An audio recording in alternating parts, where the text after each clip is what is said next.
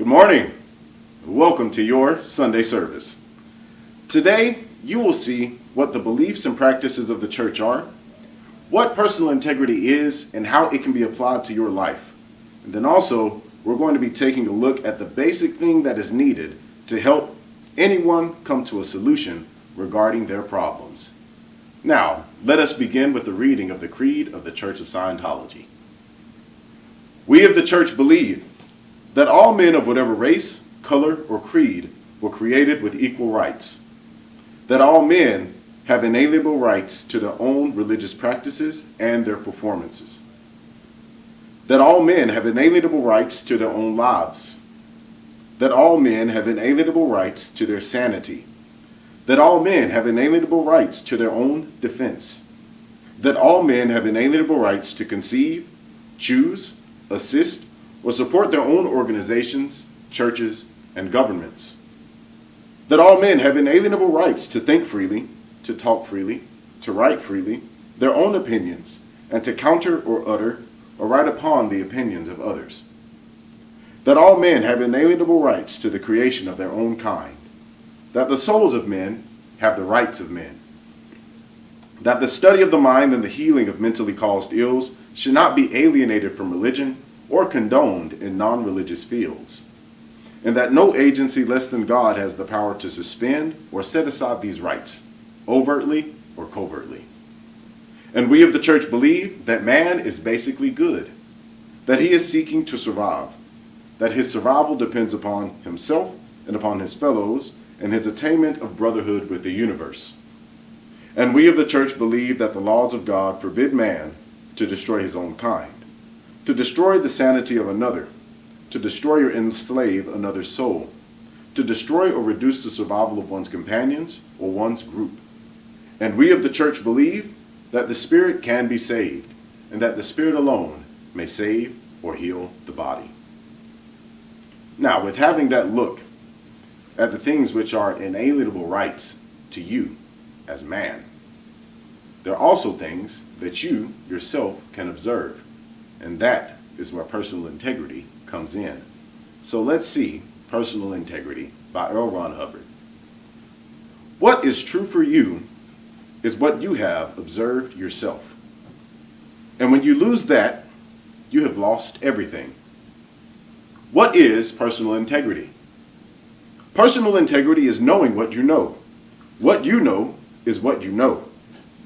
And to have the courage to know and say what you have observed. And that is integrity, and there is no other integrity.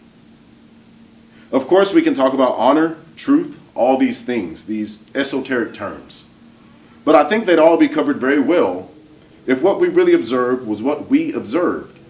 That we took care to observe what we were observing, and that we always observed to observe. And not necessarily maintaining a skeptical attitude, critical attitude, or an open mind, but certainly maintaining sufficient personal integrity and sufficient personal belief and confidence in self and courage that we can observe what we observe and say what we have observed. Nothing in Dianetics and Scientology is true for you unless you have observed it, and it is true according to your observation. That is all.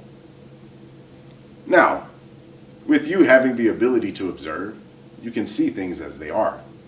So, a lot of us have lots of friends who have problems. And some of us ourselves have lots of problems. Now, the thing when it comes to problems is some people like to seek help. They like to get advice.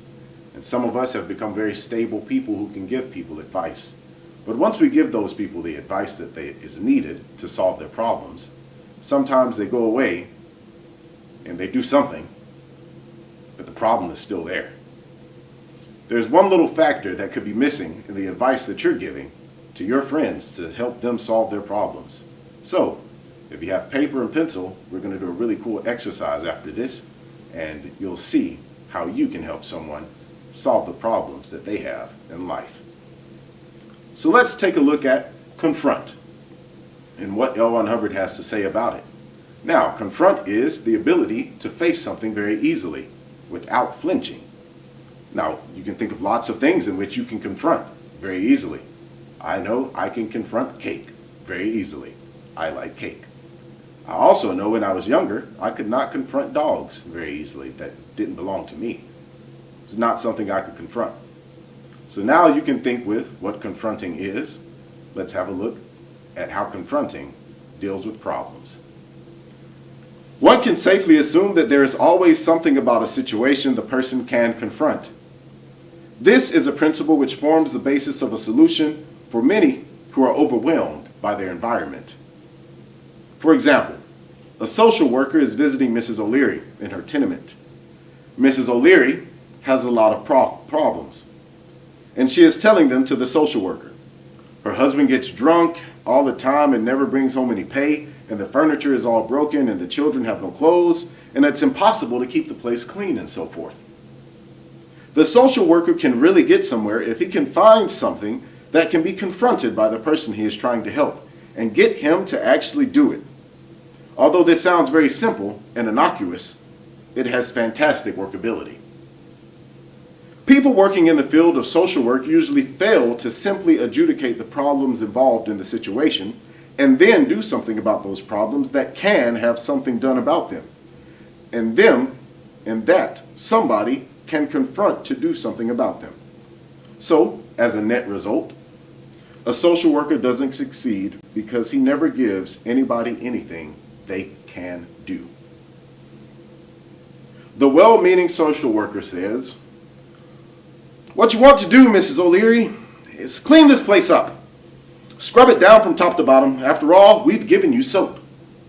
And get your children cleaned up and put them in those nice new dresses we sent you. Now, I'll have a talk with your husband about his drinking."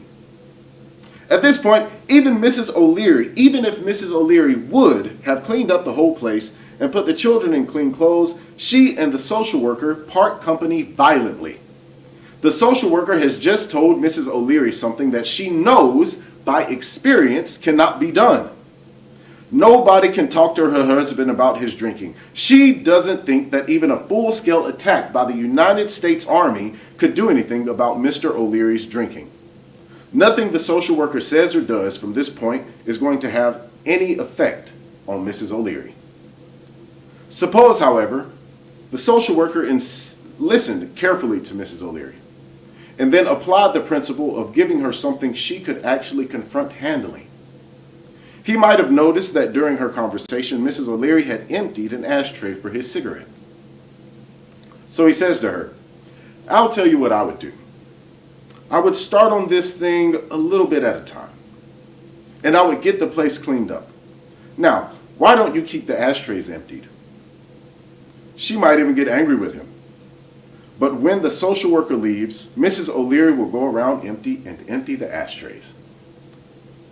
Find something that the person can confront handling is essential to getting his or her agreement to handle it. The first step of help is there is something that can be done about it. And the second level contains the element that you can do. Giving a person something he or she can confront and actually get done starts to give him the idea that the situation can be handled. The next thing you know, Mrs. O'Leary is liable to start getting ideas that she can even do something to make her husband stop drinking.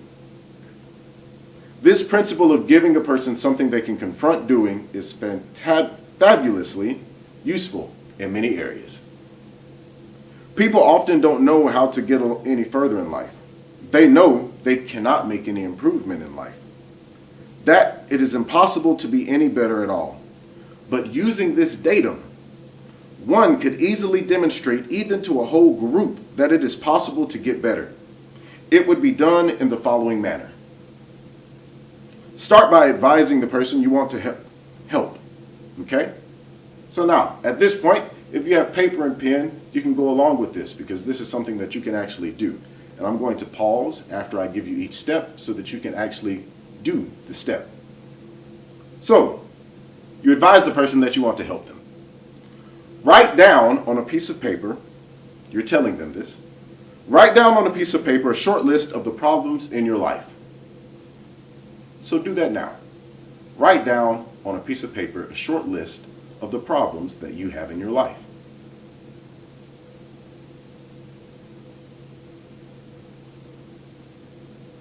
I'll give you a moment to do that.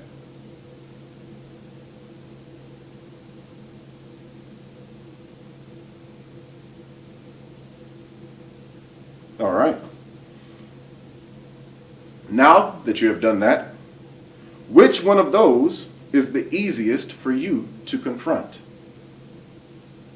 When you have the one that is the easiest for you to confront, I want you to write that down at the bottom. Now, after that has been done, write down what you absolutely know for sure you could do about that last thing that you wrote down. So what is it that you know for sure that you could actually do about the last thing that you wrote down?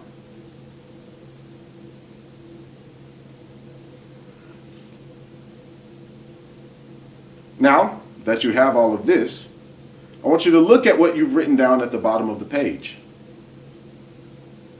Do it. Use of this principle can be of enormous assistance to people in social work, in leading groups, in teaching and lecturing, and many other areas. Don't tell people about problems that they know they cannot do anything about and expect them to be enthusiastic about accomplishing anything. Neither the problem being pointed out nor the suggested solution must exceed the ability to confront on the part of the person to whom it is being addressed.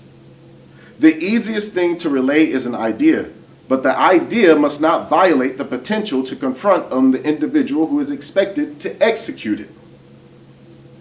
The sequence is, what is the situation?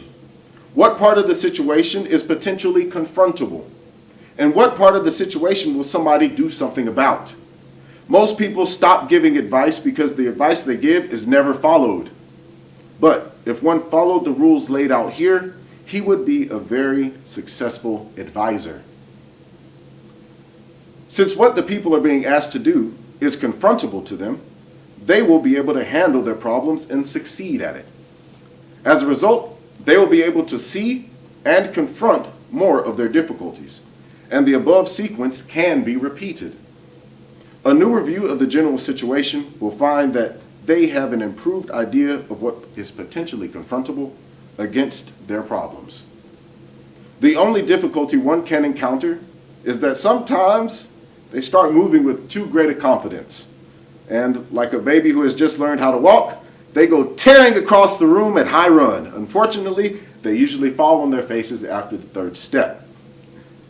They can get overly ambitious.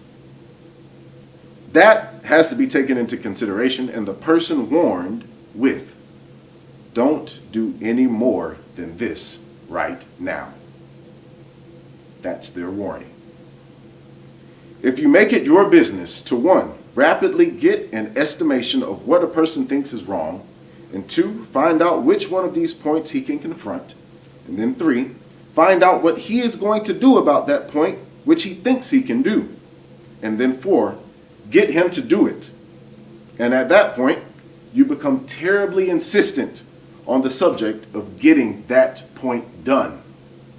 You will have agreement with a capital A every time. So, as you can see, Scientology has many applications in your life you can use to help people. And they are easy to learn. The Scientology Handbook contains the data that you've just heard and many more of the basics of Scientology. They are there for your use. So, take a look at what you've written down, go over this again, and actually attack the problems that you see are there in your life, especially in these times where it may seem as if a lot of things are not actually able to be confronted, or a lot of things aren't able to be done. Remember, the first step of help is something can be done about it. Now, I look forward to seeing you guys next Sunday, as next Sunday the topic is going to be on getting to know ourselves. You are the best friend that you could have. But the thing is, sometimes your best friend, being yourself, can be very neglected by things that others say about you and or the things that you say about yourself.